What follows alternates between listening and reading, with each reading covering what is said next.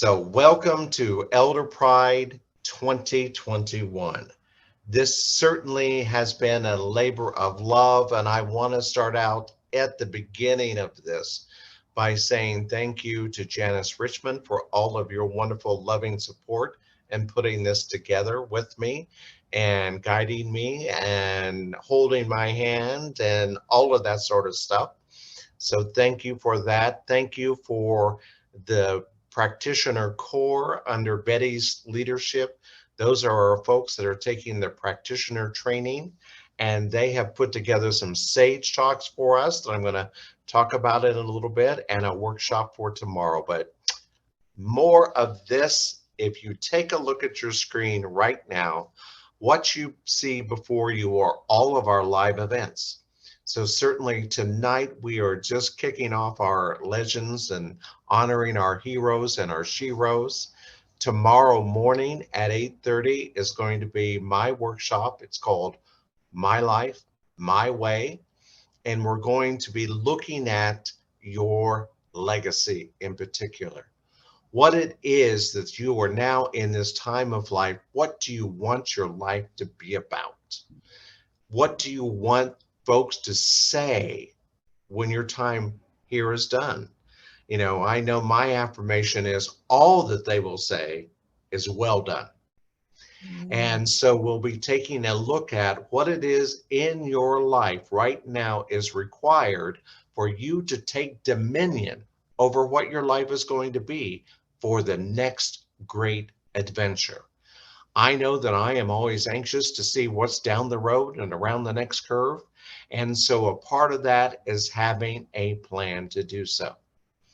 At 10 o'clock, Janice is going to present a profile of her workshop called Standing Firm When Your World is Shaking. This workshop is available to folks so that they can be introduced to what is a bigger workshop that we'll be offering in the fall or maybe in the spring. It's coming up in our academic year. But you'll get a good taste of it tomorrow morning at 10 o'clock. You'll even get some insights as to stuff that can start working with right now. Because one of the things that this time has taught us is we've got to be standing firm right here, right now in the world that we're living in. Then at 12:30, those practitioner students, our Prac Core under Betty's direction, they're going to offer a workshop for tools around consciousness, to be talking about purpose, to be talking about vision, to be talking a bit about intention and how this teaching and this philosophy can really guide you from getting from where you are to where you want to be. And so that will be offering then. Then at 2 o'clock, we have a roundtable dialogue. That roundtable dialogue is going to be 2 interviews that we have done with Pamela Grimm, who is an author of a wonderful journal on gratitude and affirmations. She's encouraging us to be empowered to live our best life. So we'll get to see that interview. Plus, we'll get to see an interview with Reverend Jerry Troyer, who talks about his journey. He has been a minister all of his life, and he's done a lot with Urban Street Angels, which I'll talk a little bit more about soon. But he's setting now for his panels to become a licensed Centers for Spiritual Living minister. It's one of those situations where they always thought he had it, but he really hadn't. So now he's doing it. He's going to be talking a little bit about that breakthrough. And then we are coming together at 3 o'clock tomorrow just to debrief, let our hair down, have some fun, enjoy one another's company, because at ElderPride, it's all about connection. And we're coming together to connect. And so we wanted to just kind of let you know that these live events are happening. If you go to ElderPride 2021, you should see these same icons in front of you, these same pictures, these same slides, and you should be able to click on it and go right into the live event without having any trouble getting in. So that's our intention. We'll see if it works. Now, the other thing that I wanted to let you know is each and every one of our practitioners and our practitioners in training and some other folks have put together what is called a Sage Talk. A Sage Talk is like a TED Talk. It's an empowerment message of 5 to 15 minutes, and we've put them together so that you can watch them on demand, which means you can watch them at any time that you want to. You can watch them all tonight and binge watch them, or you can watch them over the weekend or sometime next week. But there's about 4.5 hours of Sage Talks out there for you to click on. And as you'll see, we have a meditation on demand. Dr. Sandrea did a wonderful recording of a meditation that is available to you at any time. I've done a Sage Talk on how to live the 4 agreements. Janice has done a Sage Talk on rewiring and finding that genius within.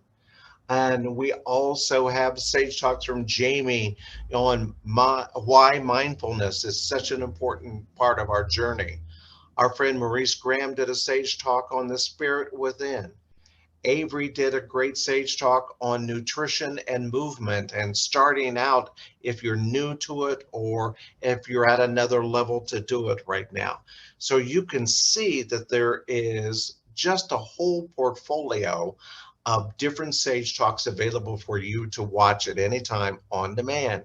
And again, if you go to the ElderPride 2021 website, elderpride2021.org, you should be able to click on the picture that's before you, and that'll take you right to something new that we are launching this weekend, which is our ElderPride YouTube channel.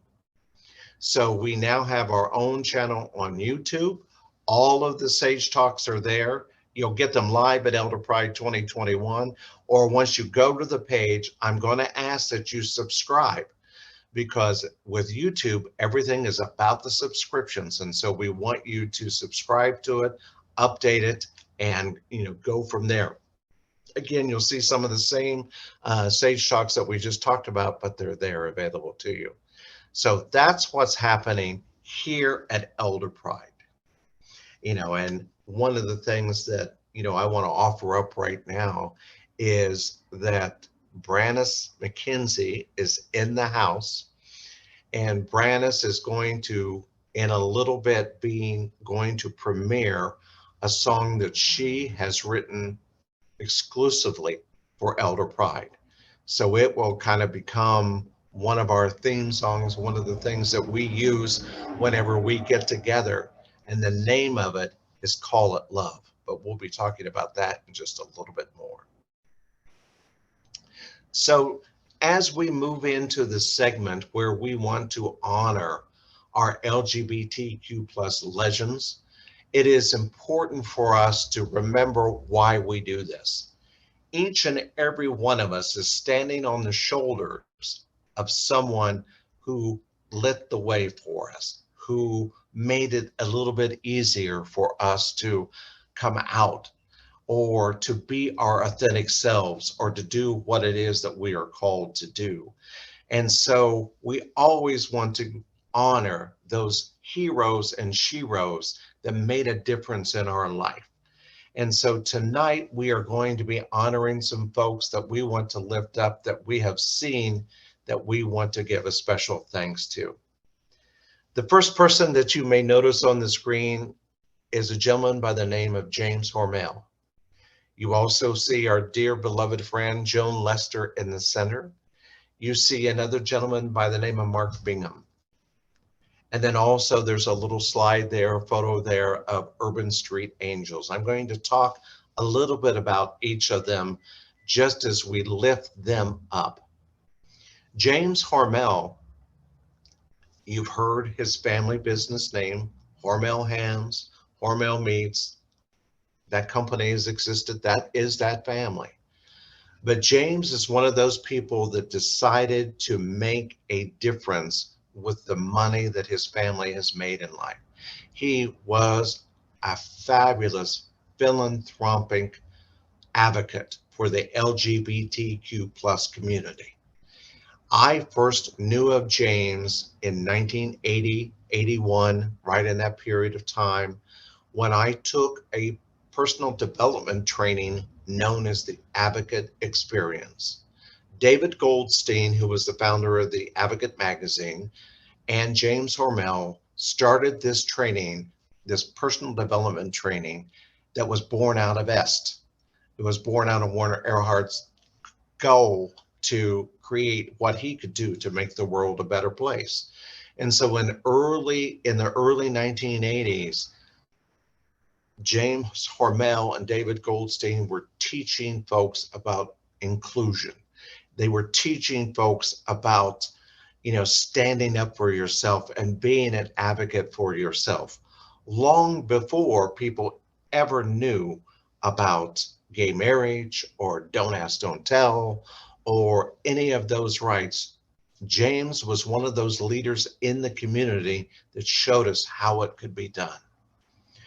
What I did not know is that James Hormel and our beloved Joan Lester were dear friends. And so you're going to hear about their relationship a little bit later. But James Hormel was the founder and the philanthropist that made the San Francisco Gay, Lesbian, and Bi Transgender Center possible. 25 years ago, I went to the opening of the community center in San Francisco and was with James Hormel as we opened that community center. And so he has been out there. You may also know of him because President Bill Clinton named him to be the ambassador to Luxembourg. He was the first openly gay ambassador ever put before the Senate. Now, as the times being what they were, the Senate would not confirm him to be an ambassador, but he still served as a diplomat and did it. We'll talk a little bit more about Joan in a moment, but you will also see the gentleman, Mark Bingham. Mark Bingham, it's appropriate and so important that we lift him up tonight because he was on Flight 93. He was one of the folks that helped take down the plane that crashed in Pennsylvania so that it would not hit the capital of the United States. Mark Bingham is from the San Ramon Valley, lived in Pleasanton. There's even a street named after them there. But he was openly gay and he was on that flight. He was one of the leaders that stormed the cockpit so that that plane would go down. He sacrificed his life so that other lives could be saved. It's an amazing story, and I hope that, as we remember folks around 9/11 tonight, that we lift up Mark as well. Then we're also going to lift up Urban Street Angels. We first became aware of them last year at ElderPride 2020, when Reverend Jerry Troyhurst mentioned them to us. Urban Street Angels is a program that takes care of our homeless LGBTQ plus youth. Many youth are, once they age out of the foster care system, they no longer have a place to stay. They are homeless. Or they may be young teenagers whose parents, for whatever reason, have put them out of the house and they're homeless again. Jerry's organization that he's a part of the board of, Urban Street Angels, makes sure that those young people have a place to sleep every night that's warm, that they have a shower that they can take, they have clothes that they can get into. And simultaneously, they're learning how to set up their own finances. They're learning how to put a resume together. They are learning how to be self-sufficient.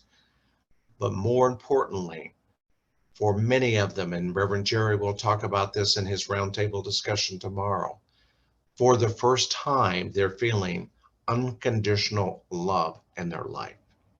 So Urban Street Angels has a wonderful program where they have create products, they have soaps, they have essence oils, they have things that they have put together to help themselves be self-sufficient. So we're going to be promoting their products on our website this fall, but we are also going to be tithing to Urban Street Angels as a part of our Legends Award for this year.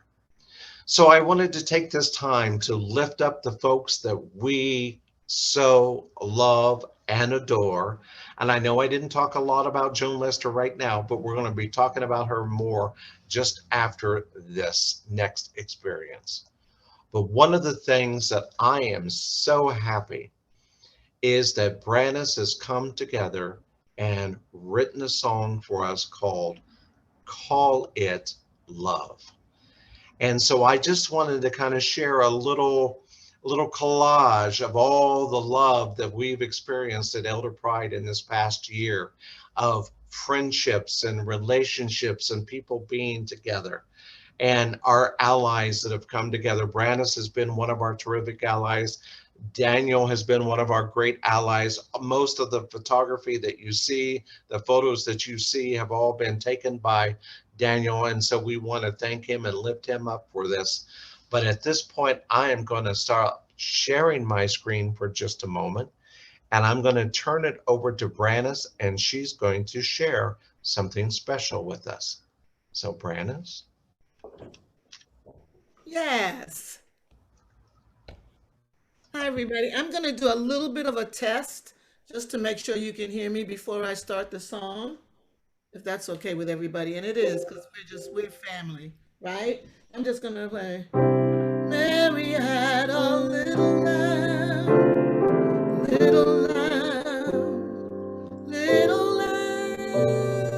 Mary had a little lamb. Its fleece was white as snow. Good? Good? Good. Yeah. All right. So, one of the things I love to do more than anything is compose. And I just want to share the story with you for some reason. I don't think I've ever shared it with anybody. Is that I always knew since I was, even before I can remember, I was always singing with my father. I knew I wanted to be a singer and all of that. But then I had a reading by this woman in New York who was amazing. And and she was literally quite amazing, almost scary amazing. You know what I mean? And she actually told me, she said, the time is going to come when composing for you is going to be songwriting is going to be more important to you than singing. And in my mind, I was saying, she don't know what she's talking about. And she, it's just like, that's how good she was. She would tell you, in the next 2 years, somebody is going to say this to you.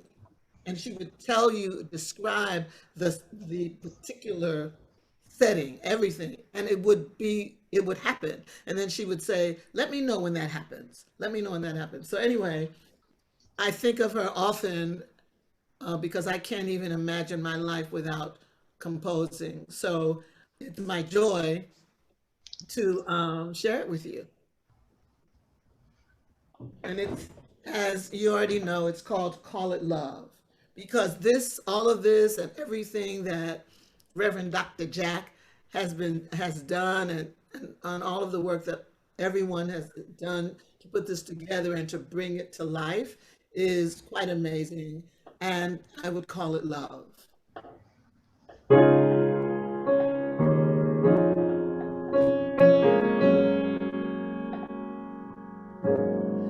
Hallelujah is the time to shout and pray.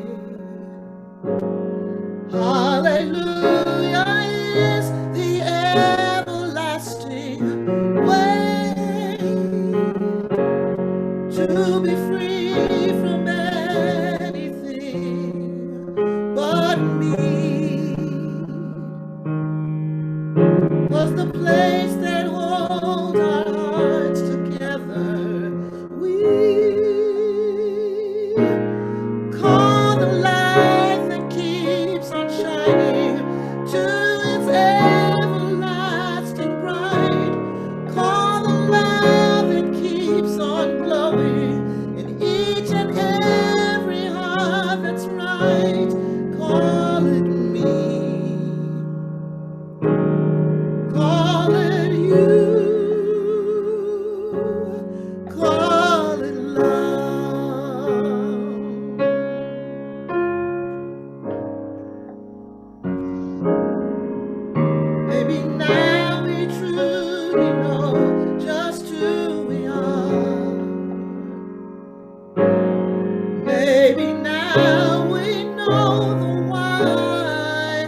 And how it's an interesting time for me to reveal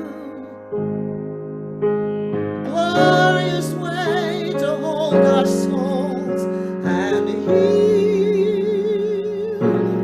Call the light that keeps on shining to its everlasting bright.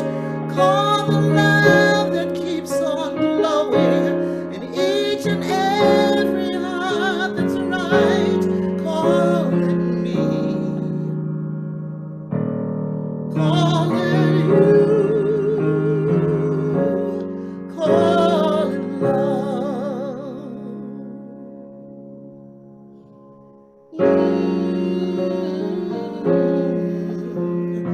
Oh, it's good.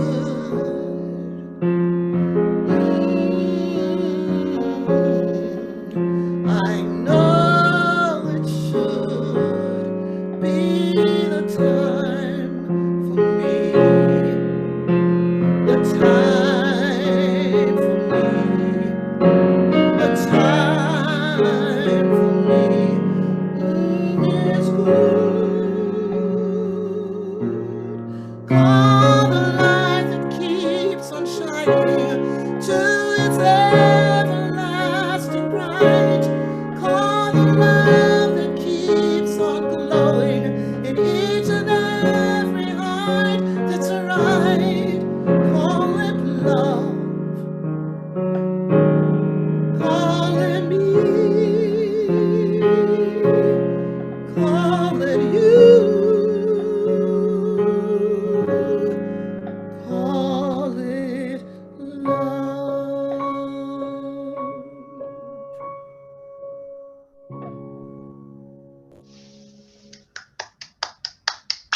Thank you, thank you, thank you, Branice, McKenzie. Everybody, wave your hands at the screen and give some love so that Branice can feel the energy of it. Do. Thank you. Thank you so much. Branice, tell us what it is that you're doing with the children on Saturday mornings in case folks have grandchildren or friends or children or what people are up to so that Oh, yeah. we can let people know how they can hear more of you. Thank you. So I committed to making sure that children have childhoods. There are a whole lot of our children that don't have the opportunity to have a childhood. And if you don't have a childhood, you're going to grow up and work that out then. And then we're in trouble. So, and they deserve it. So for me, helping them to experience a childhood and knows what it feels like to be a child is through the music and the songs that I write for them to sing and be happy and to feel free and to feel joy and to feel excitement. And so I have a children's CD out, and I've had it out for 20 years. And I've written a lot of children's songs. So every Saturday morning we celebrated our first year, July 29th. This just passed about a month ago. And every Saturday morning from 9:30 a.m. Pacific time until 10, I do a sing-along. And so the kids, we're getting ready to move it to YouTube and Facebook, but right now we've been doing it on Zoom. And it's for kids, and sometimes people bring their babies. We have adults that come because they enjoy watching the kids or they themselves love singing along.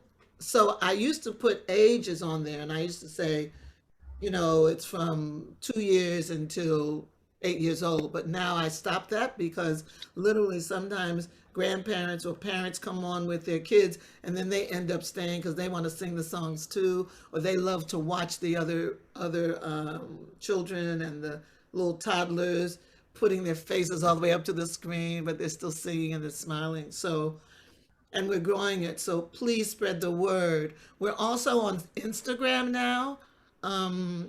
But if you are interested, you can just get my email from Reverend Jack or anybody. A trillion people have it, and reach out to me. You can also reach out to me. The easy way also is you can reach out to me through my website, which is branicemckenzie.com, and send me a message and I'll get it in my Gmail, and then I can put you on the list, and then you'll get a notification to remind you. But we do the same Zoom link every week. And then I'll ask Reverend Jack at some point after all of this is over, maybe he can post it somewhere where you can say, oh my goodness, what's that link? And you have a place to go. So maybe we can do that.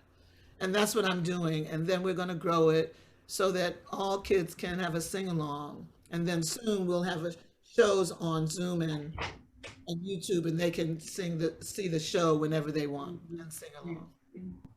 Well, that's wonderful. So Branice, thank you so much for premiering Call It Love with us tonight and being a part of the conversation. And I know you love Joan Lester, and so I'm going to encourage you to stick around so you can watch what's next as we lift her up and honor her.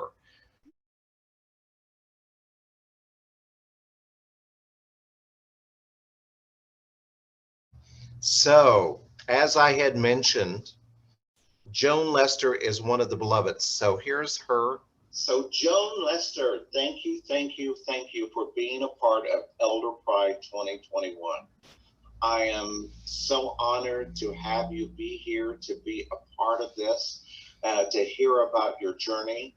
But I want to start out, tell me what this past year has been like with the release of the book that we're going to put a link in so that people can purchase the book, but also what's it been like to be out there celebrating loving before loving?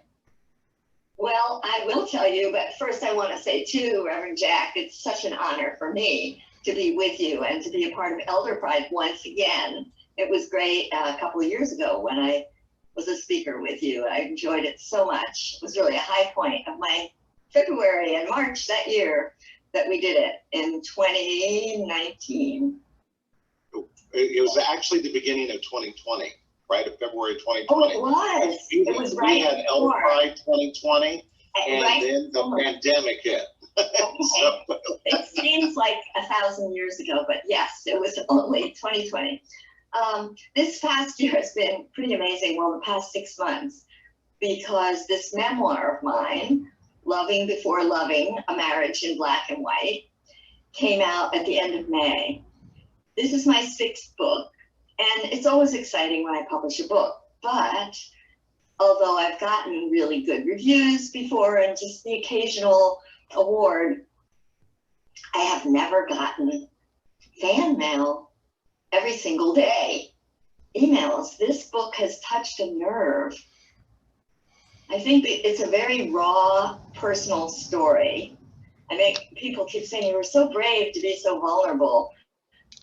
I wasn't really that brave. I just wanted to tell the true story of a woman who was married, a white woman who was married to an African-American man in 1962, before the Loving decision from the Supreme Court, which is what the title references, which outlawed bans on interracial marriage in 1967. So all during that decade, I was married to the writer Julius Lester, who became very well known, especially for his first book, which I edited in 1967. It came out called Look Out Whitey, Black Power's Gonna Get Your Mama, which was a fabulous title and did its work. It got reviewed in the New York Times. It just became suddenly the go-to book for every college student that was at all political, and for civil rights activists. It was kind of the first Black Power manifesto out of the movement of the 60s.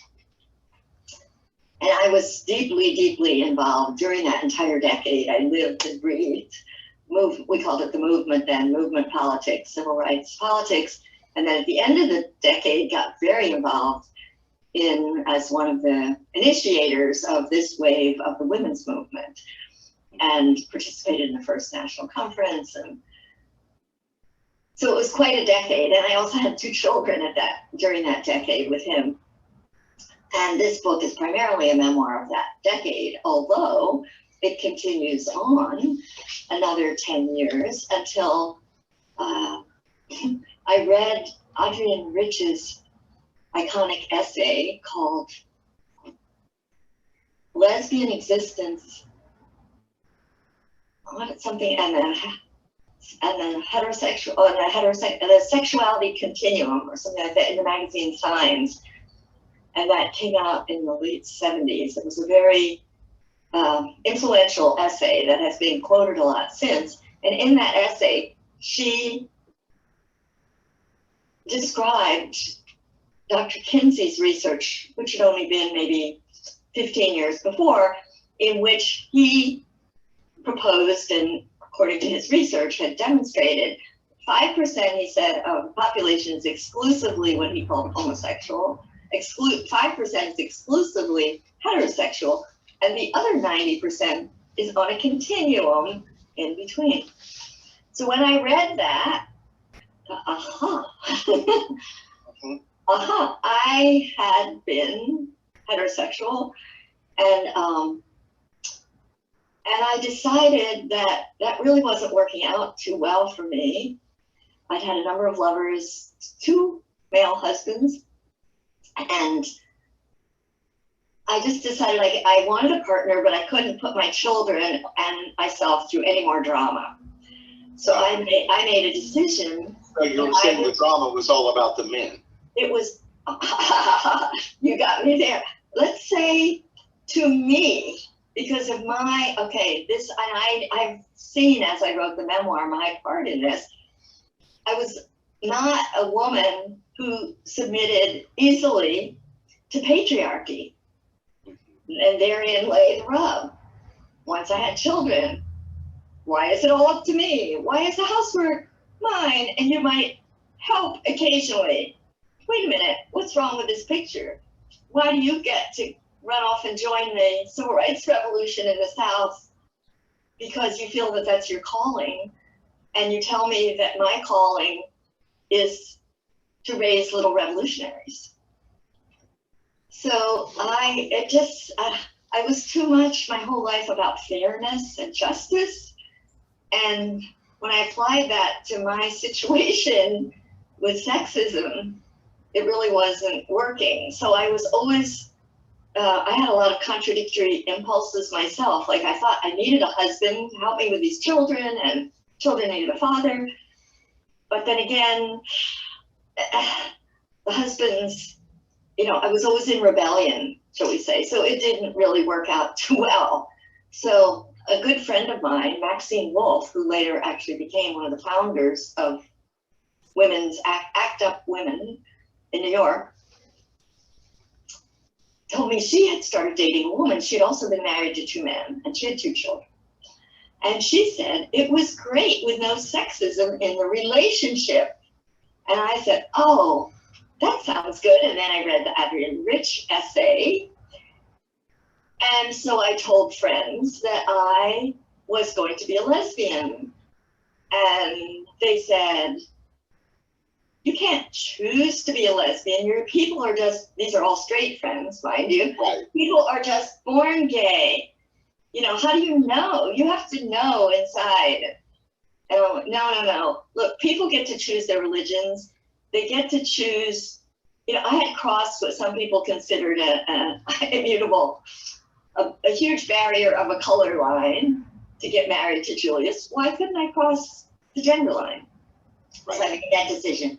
So I decided, a friend had wanted to meet lesbians, and a straight friend of mine told me she'd heard there might be lesbians in the softball league. I then lived in Northampton, Amherst area, crawling with lesbians. And so my son, who was then about 11 or 12, had him practice me all spring, throwing a softball in our yard in Amherst. I was then in graduate school getting a doctorate and living on food stamps with the kids and Section 8 housing. And so I practiced and I joined the softball league. I still wasn't a great hitter, but I could catch and throw really well. I had a good arm. So I met a woman in the softball league who played second base on another team, which was the position I played on my team. And her name was Carol Johnson. and how lucky I met her that summer. And here we are 40 years later, married. She was my first woman lover. I mean, how lucky did I get that? Absolutely. And I just published an article last week, I think, online in the wonderful progressive site Common Dreams, called Why I Told My Grandson That I'm a Pansexual. I have a new term for myself. I'm claiming pansexuality, which really means that one can be sexual and choose as a life partner people of any of the many 70 genders or so, however many we consider there to be now, this entirely fluid category. And maybe at different times in people's lives, they'll choose different people. I so agree with that. I often thought early in my own evolution that I bet when we really get down to it, we're going to learn someday there is no such thing as being gay, straight, bisexual, that we're all pansexual. And that we are called to love whoever we are called to love, and what that relationship is going to teach us, what we're going to, what will evolve from that. As Joan says, people come into your life for a reason, a season, or a lifetime. That different relationships, be they male, female, will come into our life for a reason, a season, or a lifetime. And it's getting through our own stuff and breaking through our own tribal barriers, if you will, to get to that place of self-knowing, that place of self-understanding my own authenticity and what that means. You mentioned earlier on that you were starting to get fan mail every day, and that people are reaching out to you. I suspect that a big part of that is in your writing. One of the things that you do tremendously well is you build the bridge out of the circumstance. You are the light that shows other people how you moved from where you were to where you want to be, and did it. So many times when people tell their stories, it's just locked back into the trauma. It's all about the trauma, the drama, whatever that might have been, the victimhood, if you will, of that period of time. But those authors and those people that make a difference, like yourself, are the ones that say, and here's how I got out. Here's how I transcended. And it's because of science. I attribute a lot. I've been in this philosophy for 30 years now. Carol and I moved to California 30 years ago from Massachusetts. And immediately we joined East Bay Church of Religious Science. And even before that, my daughter had been giving me Florence Scovel Shinn books. And I had loved them. And I memorized all four. There's 4 little paperbacks that I carried with me everywhere when I traveled.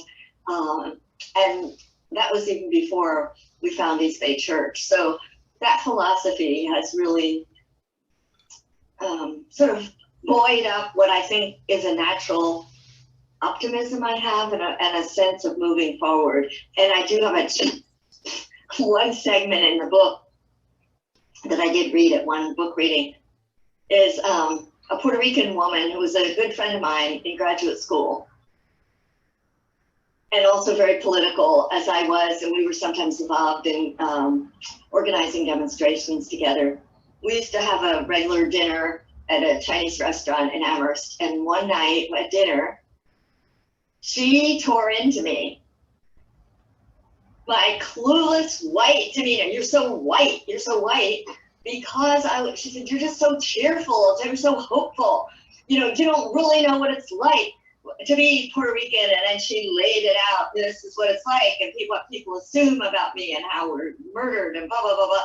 And you don't know what it's like. And I just listened, as I had been counseling white people to do in anti-racism workshops that I was at that time giving.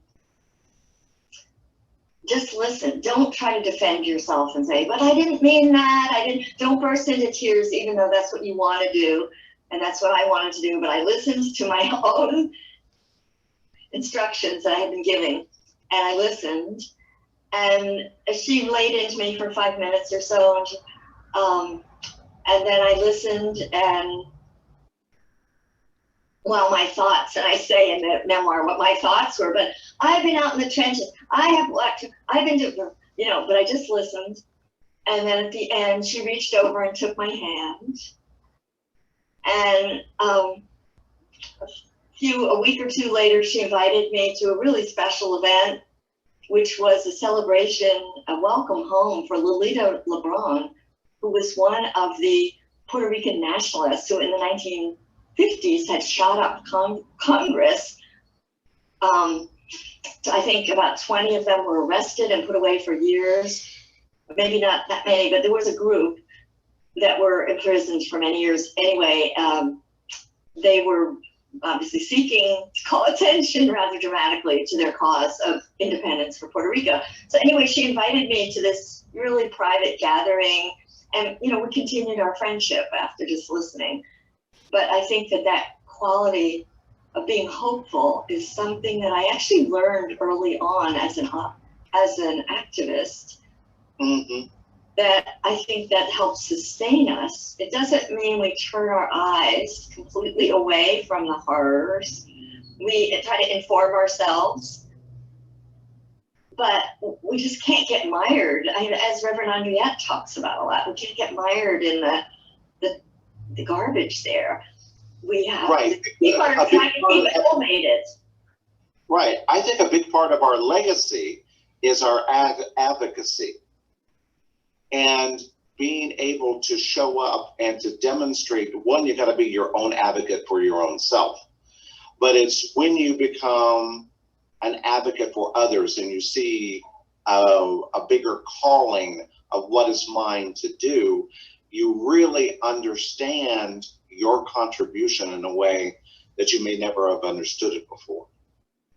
And I think that there's, again, I see that in your life in the sense that it is that peaceful warrior mentality. It is that calmness. And when we listen, what we're really saying is, I hear you. I hear you. Yeah, and I see you. And what a gift that is. To give to another human soul was to say, I hear you.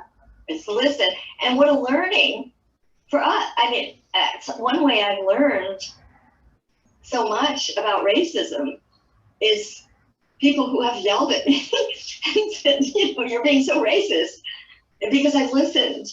In fact, Reverend Jack, could I read you like a 3-minute? Absolutely. Absolutely. I would love that. Episode. This opens the book, and it kind of gives it, I have it printed out if I can cleverly get to it. Okay, so this is on page 2 of the book when I first met Julius Lester in 1962. And we were both camp counselors at a Catskills camp full of white people. How many times had I even talked to a Negro man? When I'd worked in New Haven, my friend Eleanor Holmes, a law student then, had often taken me to her Yale Law School dining hall. There I had stared at dark waiters in white gloves who stood silently in front of red velvet drapes covering the windows. It looks like the old South, I thought, though I dined with a Negro woman. How can you stand seeing them all lined up on the side of the room, I once asked Eleanor. Look, they have jobs, but it's a segregated job. And wearing those red jackets and white gloves, it's humiliating. This is 1961.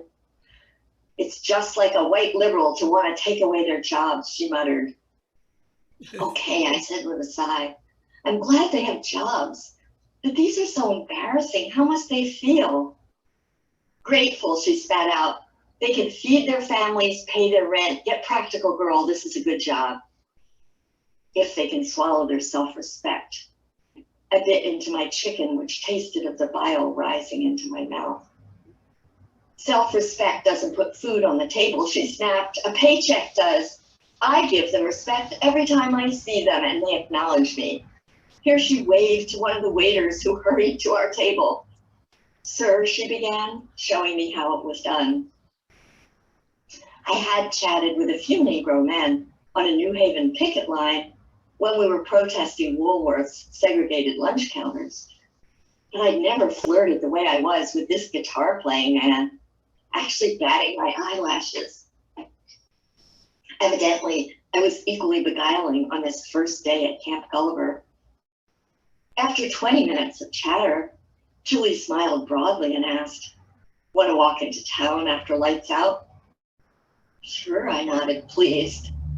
And then, wanting to continue the conversation, I blurted, "Boy, it's hot." "Don't call me boy." Julie whipped around, dropping his guitar on the grass so fast that dust rose. His large eyes glared through his glasses. I stepped back, confused. "I wasn't calling you boy. It's only an expression, just a word. It's so hot." I wiped perspiration from my face to demonstrate. "Not to me, it's not just a word. Grown Negro men have been called boy for generations." His deep voice turned sharp. "They're not called by their names or Mr. Anybody by white people. They're called boy. Don't you ever say that to me." "I won't. I didn't know about it. I'm sorry." Still, his generous mouth turned down and his jaw muscles clenched. "I'm sorry," I said again. "I wasn't calling you that." Who could know about all this history, about a simple word that could make a grown man jump? I held my breath. His jaw muscles rippled. As he stood draped in his fierce pride, I liked him even more. What could I do to make up for my blunder? "Do you still want to go into town tonight?" I asked quietly. He remained silent. I waited. His thin, tense face looked as if he might explode again. When I began to walk away, I heard a soft "yeah" and the sound of an exhale. I turned back and said, "I'm sorry," once more, for good measure. That was the beginning of our relationship. So I learned a lot. Yes. 1962, I was 22 years old. Yeah. And it is so important, and I'm sure that you have, thank you, one, for that reading. And one of the things that I loved, even as you were doing it, you were acting it out. Well, see, I realized. The perspiration. I was with the director, so you called it forth from me just by your mere being. So I love that. But what have you learned over the years about the power of the words that we as white people don't understand, and the charge that comes with that, and our obligation to learn that? I have learned so much in the 59 years since that happened, and I'm still learning all the time. And that's what's amazing to me. I keep learning. I keep feeling like I'm gulping down information from friends and theater and books and this awareness, being, reading everything I can. I'm still learning how hurtful words can be. Trigger words, we used to call them in workshops.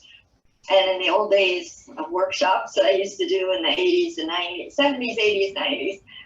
Right. It was everything from flesh-colored Band-Aids, which were normed on only one tone of flesh. But how could a company call that flesh-colored? As if there weren't an array of colors. And in fact, they actually normed it on the minority skin color in the world and called that flesh color, which is really telling about how we placed ourselves at the center of everything.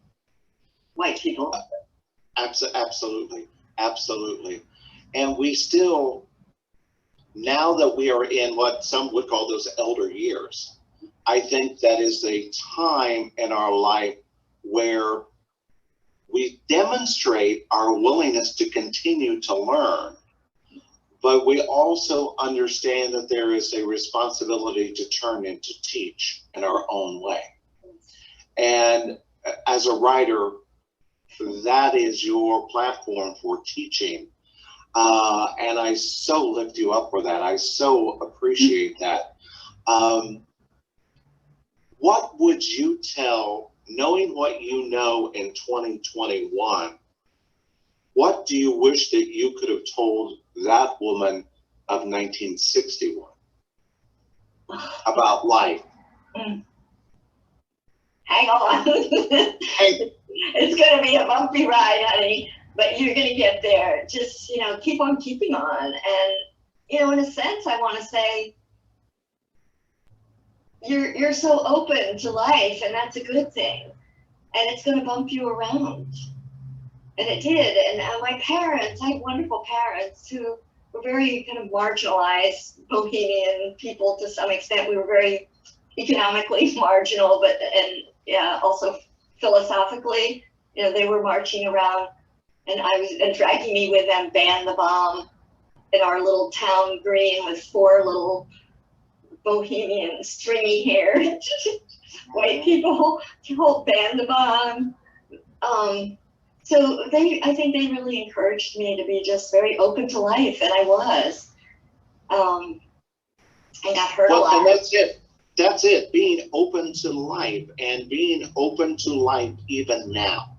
Even now. Because there is a gift in being willing to see what's down the road and around the next curve, and keeping that curiosity alive is what I believe enables us to age forward with grace and ease. I agree. And I also think lifting up those who have served us and have been the demonstration of how to transform, how to transcend, how to move from where one is to where one wants to be. And so, Joan, one of the things that I want you to know is that each year, ElderPride lifts up somebody that we see out there in the world doing it, being the demonstration of what is required to be that person that does age forward with grace and ease.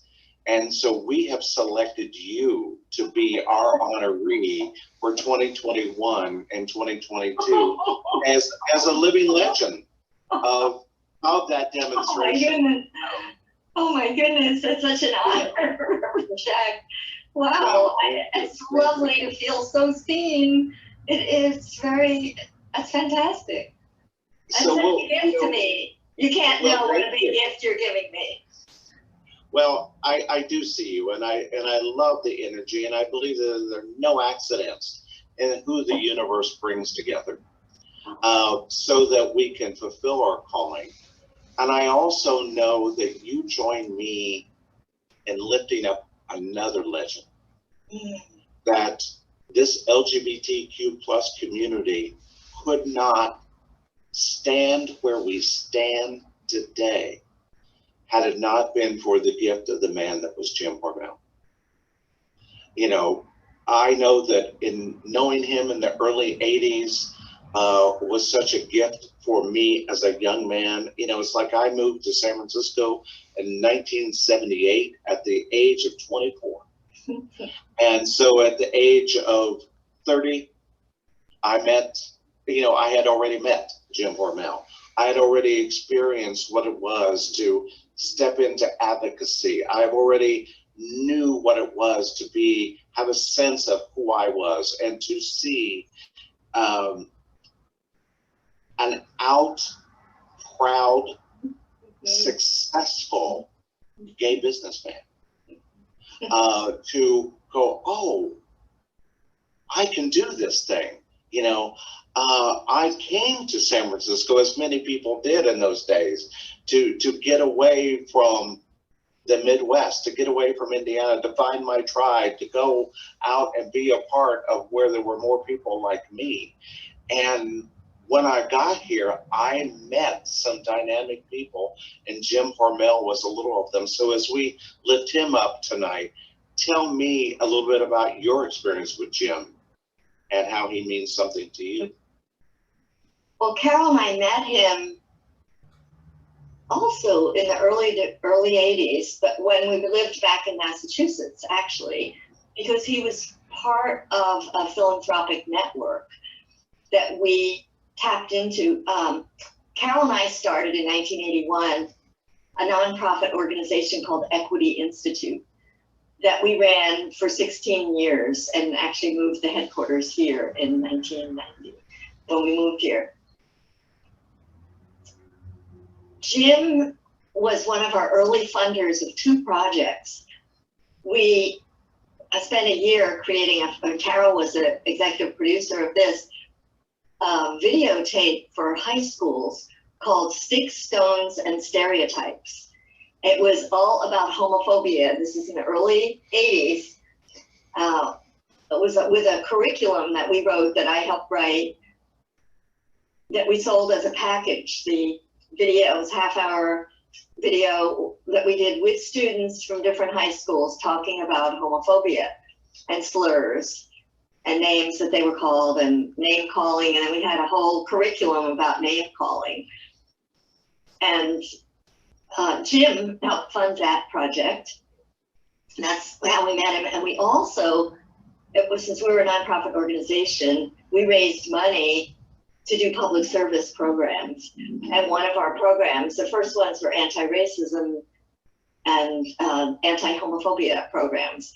And the homophobia one, we developed the first national program for gay teachers, which was verifying for teachers. Probably came with paper bags over their heads. We did a weekend retreat at a very isolated retreat center in Massachusetts on top of a mountain where there was nobody around, because people were so afraid of being outed because they could easily lose their jobs.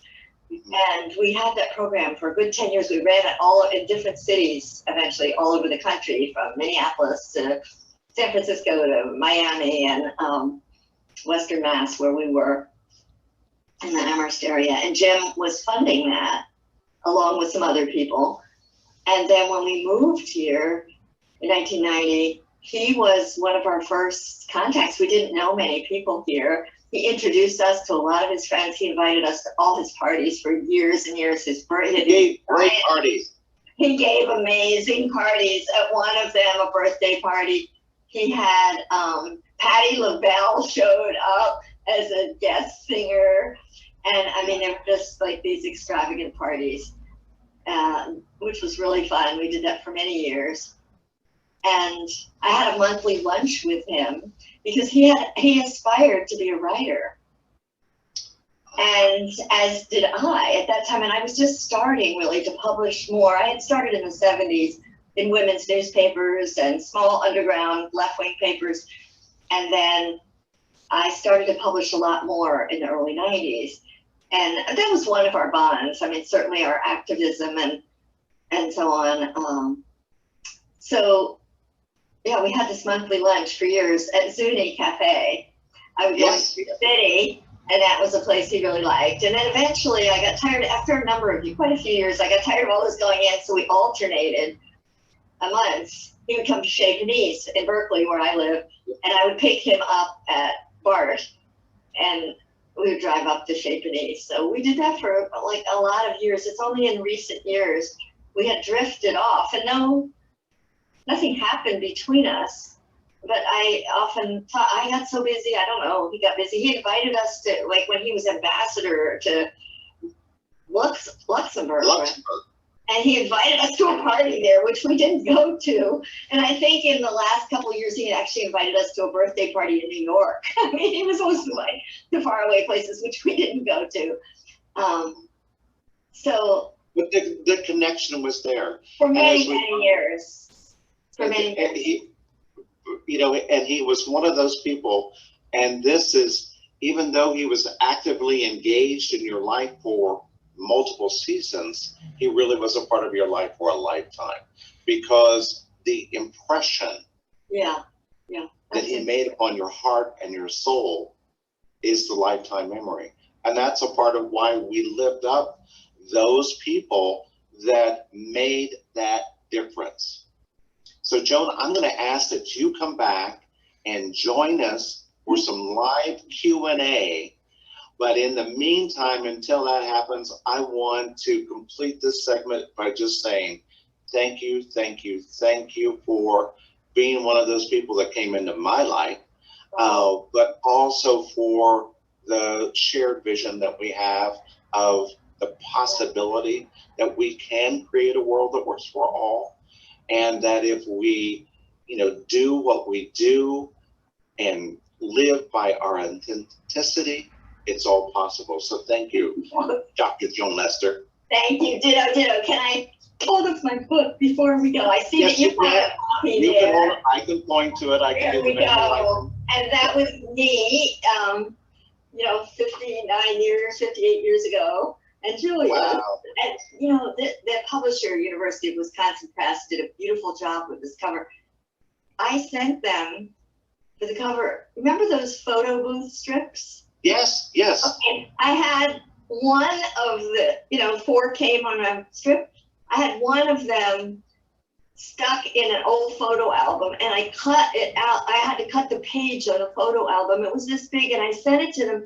And look what they did out of that little photo. So there you go. Perfect. It was meant to be. All right, thank you.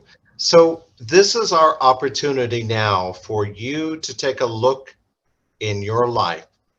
We're just going to kind of have a moment of silence for the next 30 seconds or so and think about who are your heroes and who are your sheroes. It could be somebody in the entertainment industry. It could be somebody that was a teacher or a guide or a coach for you in your life. It could be a family member, whoever it is. Just bring them to mind right now as we start to bring this evening's festivities to a close.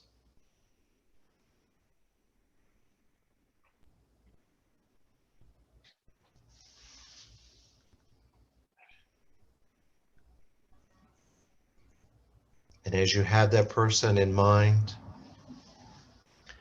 I want to take a minute and just encourage you right where you are, right here, right now, to know that there is one God, one universal God, and each and every one of us is aligned with that one God. And I know and accept that our life has been divinely choreographed, divinely put together, so that we meet absolutely the right people at the right time as we travel down the road of our unique spiritual journey. That it may be a person who comes into our life for a reason or a season or a lifetime, but nevertheless, we are in absolute gratitude that they have come into our life at the perfect time. And we know that just as the right people have come into our life, the right connections have been made, that each and every one of us at ElderPride know that every person that has come into our midst in these last 16 and 17 months of our existence have come into our life for a reason, a season, or a lifetime. It has been divinely inspired and divinely guided to be all that it can possibly be. So we remember them. We remember the heroes and the sheroes that lifted us up throughout our life. Because they lifted us up, we are there for others so that we might be able to lift them up. And we also lift up tonight because we know that there are people around the world that are in deep thought, deep memory, and deep remembrance for what transpired 20 years ago. And so tonight we honor Mark Bingham, who represented us as a hero in 9/11, and all the other unnamed LGBTQ plus folks who served, who rushed into the towers, who were a part of the medical teams that assisted one another, or who lost a loved one on 9/11. We lift them up. We hold the light so that they might see the way to know that they can transcend it, that they can relish in the memory and the gift of what it was to get them through in a time such as this. And so we bring this evening's festivities to a close in absolute gratitude for the community, for the connection, for the information, for the song. And we proclaim it and call it good by calling it love. We call it love, and we give thanks. So we set forth on a new night. As the sun sets, we go to bed knowing that a new day will come forth with new insights, new ways of being excited about being alive and doing all that we are called to do. And so with that, I say, and so it is, and thank you, God. Yes.